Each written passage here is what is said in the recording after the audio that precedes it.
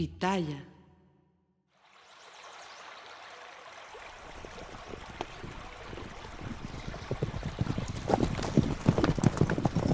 Amanecer del 16 de mayo de 1992, en Culiacán, Sinaloa.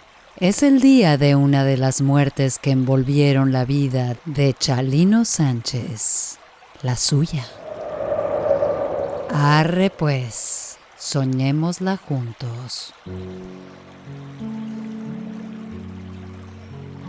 Son las 6 de la mañana y dos campesinos avanzan hacia sus cultivos de maíz siguiendo la carretera. A la orilla fluye, pestilente y gris, un canal de aguas negras que antes, cuando eran niños, era un río transparente. Hablan con pocas palabras, casi en código, como lo hacen los hombres de campo. Y en eso, los caballos se alebrestan. Frenan el paso en su aviso de haber visto algo que los turba. Los dos bajan de sus monturas ante el bulto que se anuncia en su camino. Conforme se acercan, desfundan las armas y sigilosos miran a los lados. Ya saben que las cosas andan calientes en sus tierras, que cualquier cosa puede pasar, pero ya es tarde para enfrentarse al peligro. El bulto es el cuerpo de un ejecutado. Está de espaldas, con las muñecas y los tobillos atados. Tiene una venda tapándole los ojos y la nuca agujerada. Uno de ellos lo gira con la bota y ambos, en la penumbra del alba, logran adivinar el resto de su cara tras la venda. No es viejo, no es feo, y les recuerda a alguien de por ahí de Culiacán, alguien de por la radio de música ranchera. Incrédulos, tras hacer memoria, especulan. Compadre, como que se le parece a uno de los Sánchez, de los del Guayabo. ¿Verdad de Dios? Se parece al chamaquito prófugo que se volvió cantante en los States. No, pues va a haber que avisar. Los peritos analizaron el cuerpo. Sí, se parecía al cantante, pero solo el tatuaje en forma de cruz que el cadáver tenía en el talón ayudó a identificar plenamente a Chalino Sánchez, el rey del corrido, quien, como se informó tras la autopsia, había muerto horas antes al recibir, de rodillas y vendado, 2 disparos en la nuca. ¿Por qué? ¿Quién lo hizo? La única pista fue que la noche antes había recibido una nota de advertencia. Su muerte ya estaba sentenciada.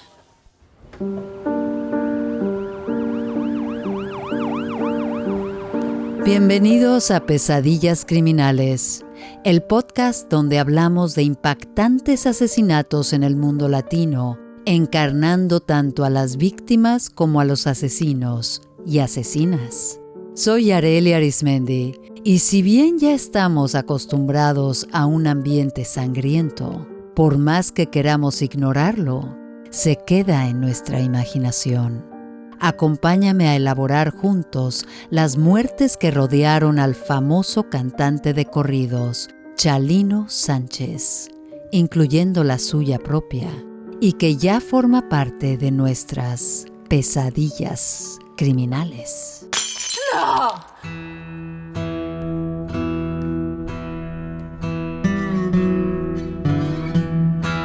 Imaginemos la casa de los Sánchez Félix por allá del 30 de agosto de 1960.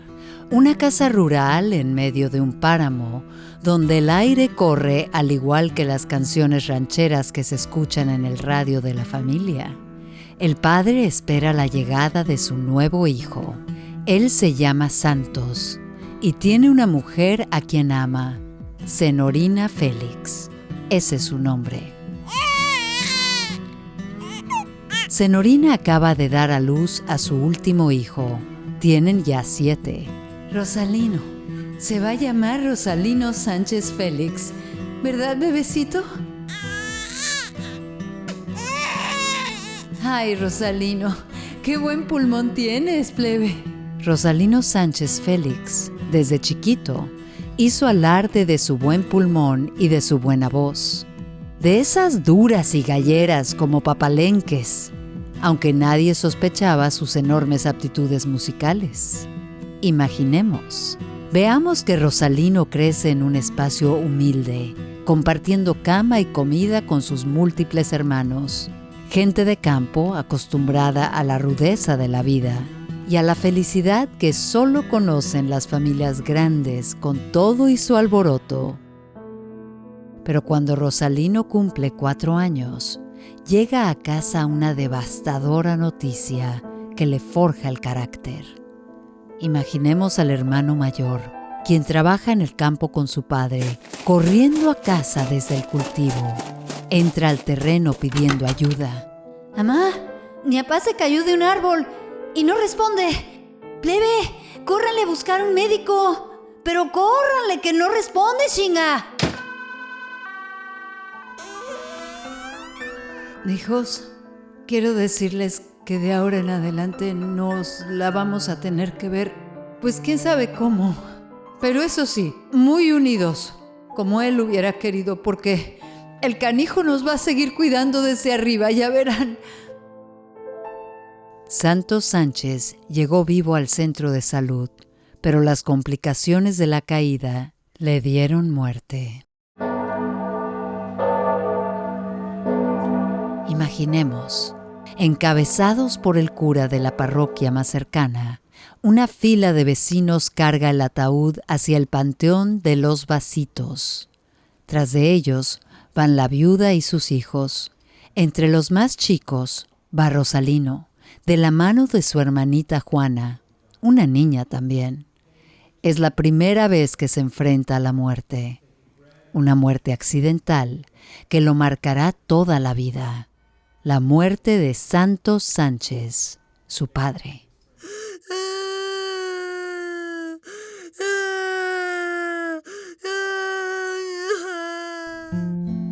En medio del caos que produce la pobreza y la orfandad, el hermano mayor trata de ocupar el lugar del padre de familia.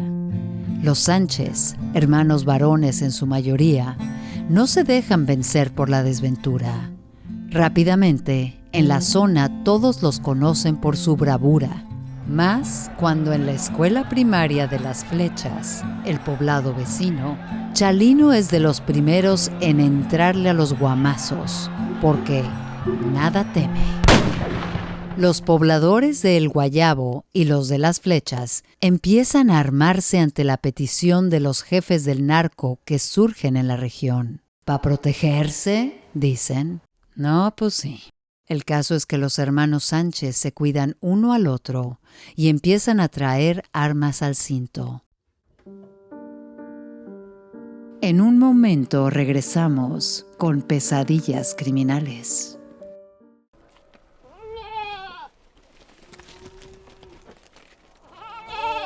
Rosalino crece, aplomado y valentón, y jala pa' todo con su hermana Juana, especialmente en las kermeses donde, aunque le daba pena, siempre lo ponían a cantar, por ese su vozarrón rasposo que servía para los corridos. Que no le gusta que lo llamen Rosalino, díganle Chalino, pues. Alérgico al estudio y al trabajo de campo, soñador empedernido, Chalino empieza a forjar la leyenda de sus propias muertes. El día en que termina la primaria y decide dejar la escuela para apoyar a sus hermanos en el campo. Al momento, recibe un arma que desde entonces llevará en el cinto. Sí, señor, desde morrillo. E imaginemos que ese mismo día le da uso.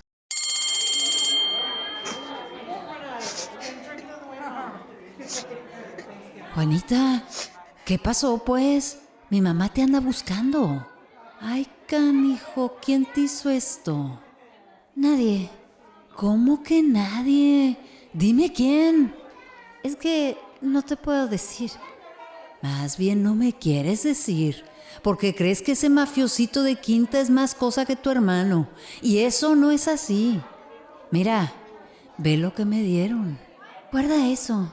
No vale la pena, Chalino. Voy a estar bien. Chalino, no. Pero era demasiado tarde. Soñemos juntos.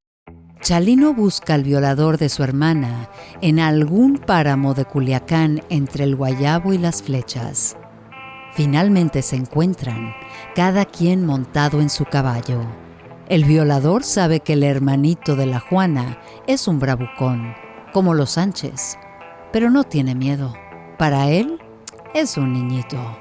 Así que en ningún momento se imagina que Chalino llegará con ese aplomo que se volverá leyenda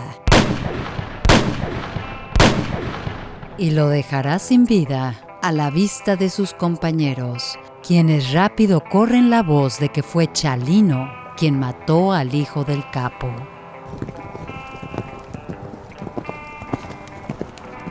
Y así llega la segunda muerte que vivió Chalino Sánchez, la que él mismo cometió antes de ser mayor de edad y que posiblemente fue la causa de su muerte, aunque bien a bien no se sabe.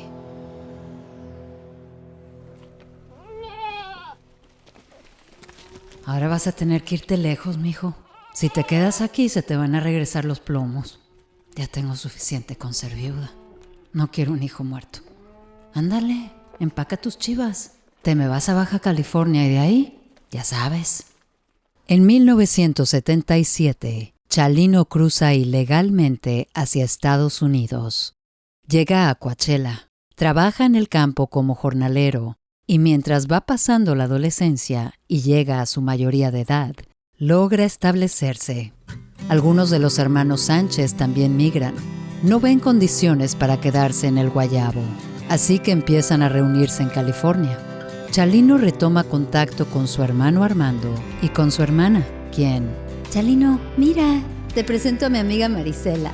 Gracias a Juana, conoce a su compañera de vida, Marisela Vallejo. Chalino y Marisela se casan. Ya viene su primer hijo en camino, Adán Rosalino Sánchez Vallejo. Pero la vida familiar demanda más dinero y el trabajo en el campo no le permite crecer. Chalino tiene que buscar otras formas para alimentar a su familia, más cuando Marisela anuncia que está embarazada nuevamente. Es una niña. Así que, con el apoyo de una tía que vivía en Inglewood, Chalino se fue de lavaplatos y de lavacoches, hasta que su hermano Armando lo invitó a un negocio mucho más redituable: el narcomenudeo. Y ahí sí, la vida cambió. Armando le volvió a poner una pistola al cinto y Chalino sintió de nuevo el poder del fuego en su cintura. Aunque el negocio de la venta de droga al menudeo daba buenas ganancias, invitaba a querer más. Los hermanos Sánchez compraron una camioneta y decidieron jugársela, como coyotes. El cruce de ilegales indocumentados de México y Centroamérica requería un espíritu aventurero que venía bien al soñador Chalino. Conforme Chalino y Armando iban ascendiendo en el crimen organizado, empezaron a rodearse de amigos y de falsos amigos, como el que traicionó a su hermano Armando, dando pie a la tercera de las muertes que envolverían a Chalino. Soñemos juntos a Armando Sánchez y a Chalino en TJ, alias Tijuana. Es un 5 de diciembre de 1984 y ambos cruzan la línea internacional donde nace la famosa Avenida Revolución, que con su letrero anuncia que aquí inicia la patria. De cantina en cantina, Armando y Chalino se reúnen con sus amigos y con los falsos amigos, con quienes también hacen negocios. Armando ajusta cuentas con unos, abraza a otros y ya bebido, deja a Chalino, quien se queda cantando con unos músicos de banda. Armando termina en un hotel de mala muerte, tal cual, muy lejano a la avenida principal donde cumple con los placeres del cuerpo. Y ya satisfecho, es que... ¿Quién toca? ¿Quién caramba? Armando se bate a plomazos con un falso amigo que en ese hotel de mala muerte le da una muerte muy mala.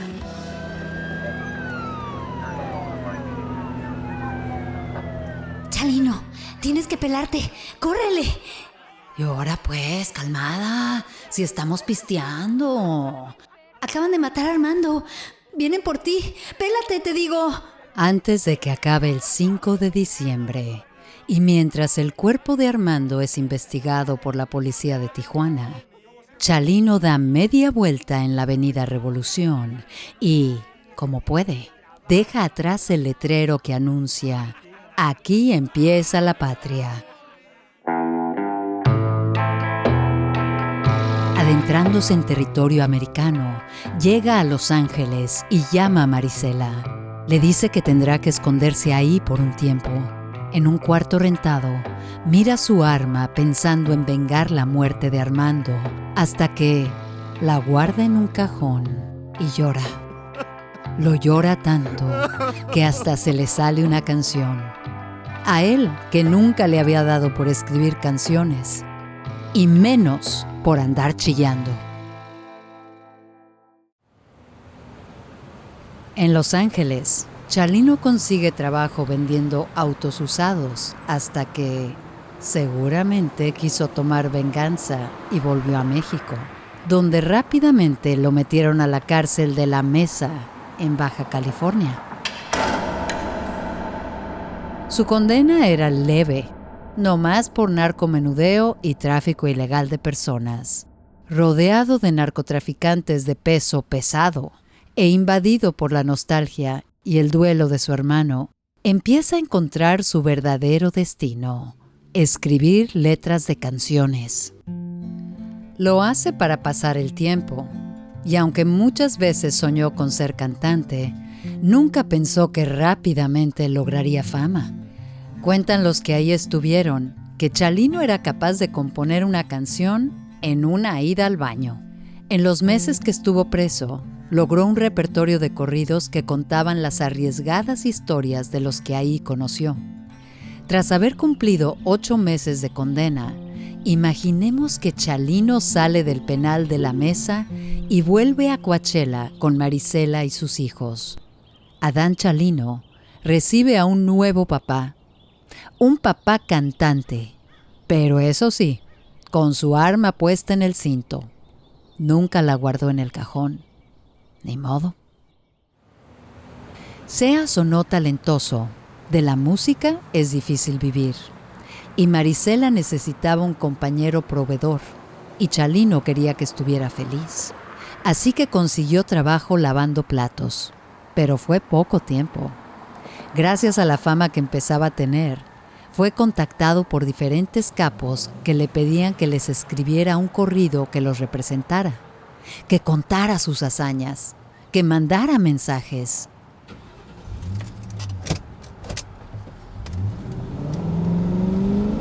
Uno de ellos, incluso, lo saca de su trabajo y lo vuelve su chofer personal por una temporada. Abrazando su creciente éxito, Chalino apuesta por su talento y gracias a las recomendaciones que recibe, empieza a presentarse en varios locales nocturnos del sur de California, creando un fenómeno que ni él mismo vio venir.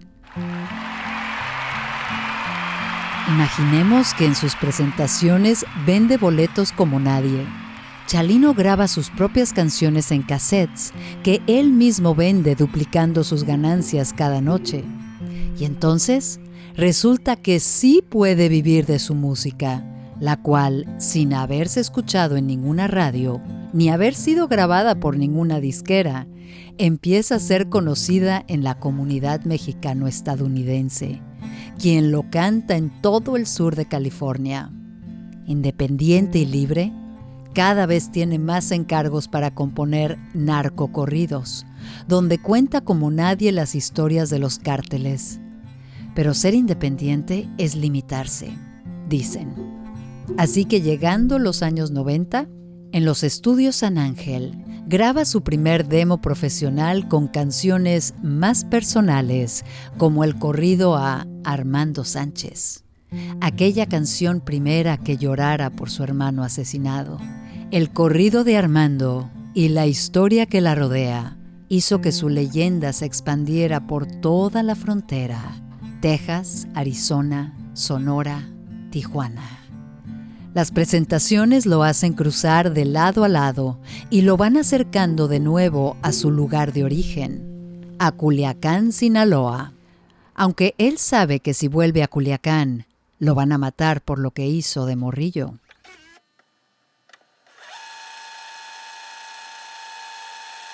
Pero no vayamos tan rápido. Detengámonos en los inicios de los 90s, cuando Chalino llena los salones Tex-Mex de Los Ángeles. En una misma semana toca en la Explanada Tecate, en Noches de Taconazo, en el Cerrito Nightclub y en el Parral Nightclub, entre otros, que se llenan cada vez que se presenta. Es un hit. Ahora regresamos con más Pesadillas Criminales.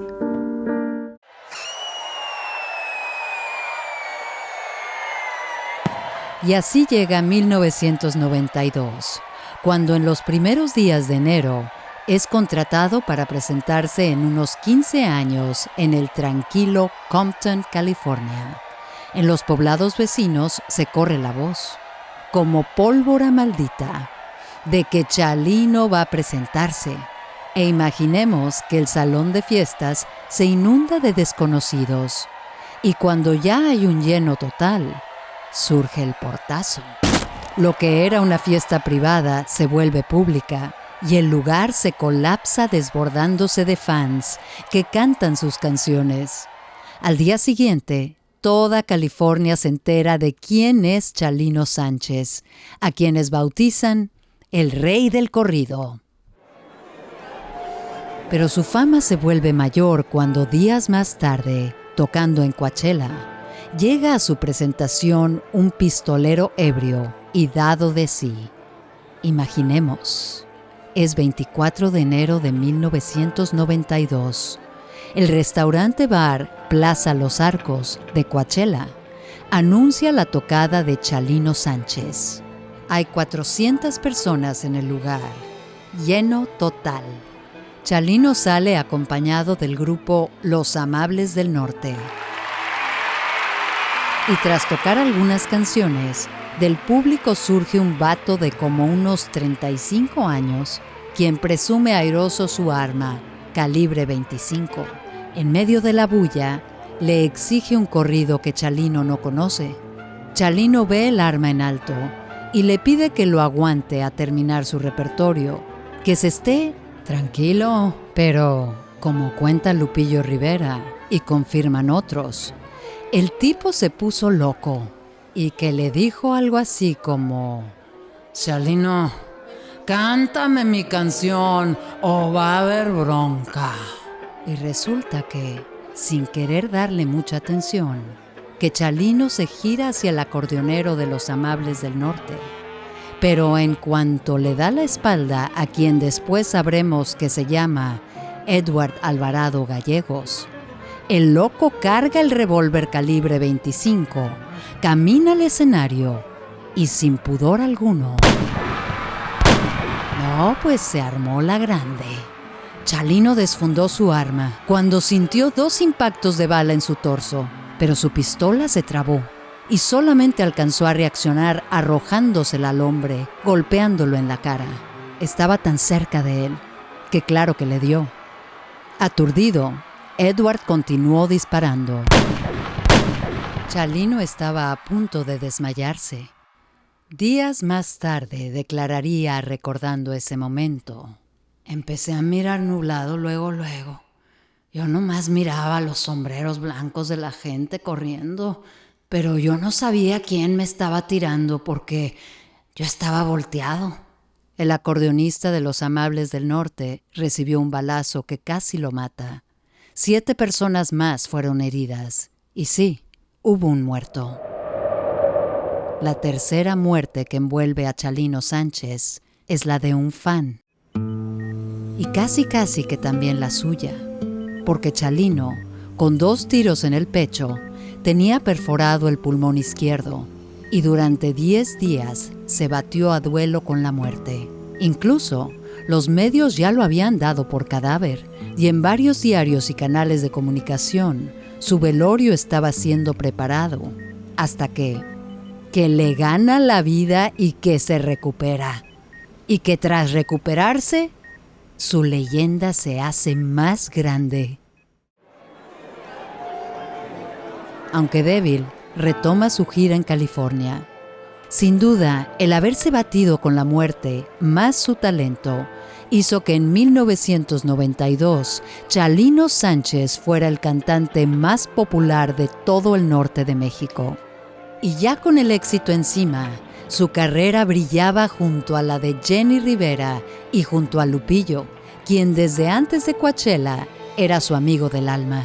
Linda Discos y Cintas Acuario fueron algunas de las disqueras más importantes de este fenómeno musical, que duraría con vida poco tiempo.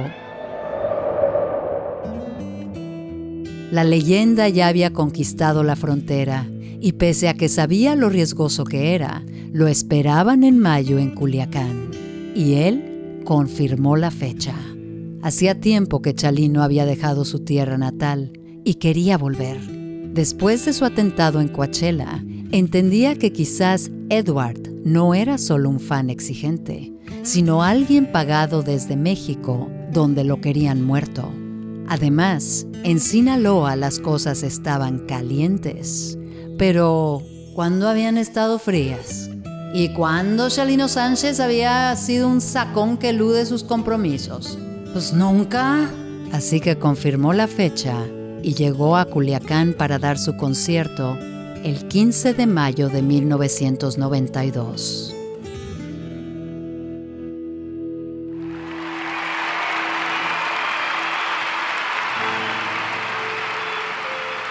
El Salón Bugambilias estaba lleno. Las bellas edecanes que le sonreían lo acompañaron al escenario. A mitad del concierto, y cuando interpretaba unos de sus mayores éxitos, alguien le pasó un papelito que él leyó en uno de los solos musicales. Rápidamente su expresión cambió y una sonrisa irónica delató su nerviosismo. Terminó sudando. Quería salir de ahí lo antes posible. La nota la estrujó en sus manos y nadie supo dónde quedó, ni qué decía. Pero claramente era una amenaza de muerte. Afectado por la advertencia, Chalino salió del concierto aparentando que todo estaba bien y que seguiría la fiesta, pero dividió a su gente y mandó a la mayoría a parrandear con las edecanes y fiestaron rico en su honor hasta el amanecer siguiente.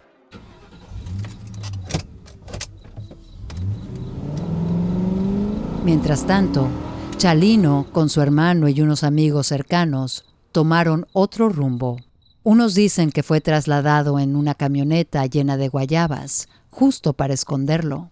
Otras versiones cuentan que iban en un Chevy Suburban y que daban vueltas por las calles de Culiacán. En lo que coinciden todos es que no habían pasado ni 30 minutos de haber salido del concierto cuando, al pasar por un lugar aislado, un vehículo de la policía los obligó a detenerse. Era una emboscada. Un grupo armado, con personas que portaban uniformes de la Policía Federal, se presentaron como agentes y dijeron que el comandante quería hablar con Chalino, a solas. Y entonces supieron que venían por él. Sus amigos y hermano no querían dejarlo ir, pero cuentan que Chalino mismo, valiente como siempre, se bajó del auto y fue a entregarse. No se apuren, muchachos, ahora vengo. Pero nunca regresó. Iba a su penúltima cita con la muerte, la suya propia. Hay quien dice que fueron 2 campesinos los que lo encontraron. Otros declaran que solo fue un trabajador. El caso es que en el amanecer del 16 de mayo de 1992 se dio fe de la penúltima de las muertes de Chalino Sánchez, la suya. ¿Y por qué la penúltima? Se andarán preguntando. Porque la ejecución de Chalino Sánchez dio inicio a muchos asesinatos violentos que permearon la música regional mexicana. Y entre ellos, la última muerte que tiene que ver con él es la de su hijo, Adán Rosalino Sánchez Vallejo. Esa sí que fue la última de las muertes de Chalino Sánchez. Enterrado junto a su padre y junto a su hijo, en el panteón de Los Vasitos, la tumba de Chalino Sánchez, el rey del corrido, es un homenaje a su vida.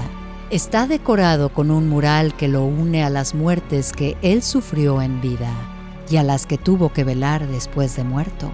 Por eso están pintados en su mural su hermano Armando y su hijo, quien también murió trágicamente. Pero la historia de Adán Chalino vale por otra de nuestras pesadillas criminales. Síguenos semana a semana en cualquiera de las plataformas donde escuches podcasts. Soñemos juntos.